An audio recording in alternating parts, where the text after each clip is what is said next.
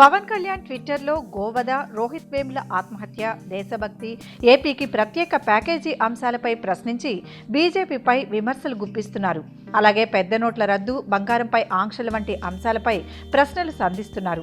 ఇదిలా ఉంటే పవన్పై మిత్రపక్ష TDP MLA ఘాటైన వ్యాఖ్యలు చేసినట్లు ప్రచారం జరుగుతోంది. Telugu Desam party fire brand MLA Chintamaneni Prabhakar ఇటీవల ఒక వెబ్ మీడియా ఛానల్తో జరిగిన ఇంటర్వ్యూలో తీవ్ర వ్యాఖ్యలు చేశారు.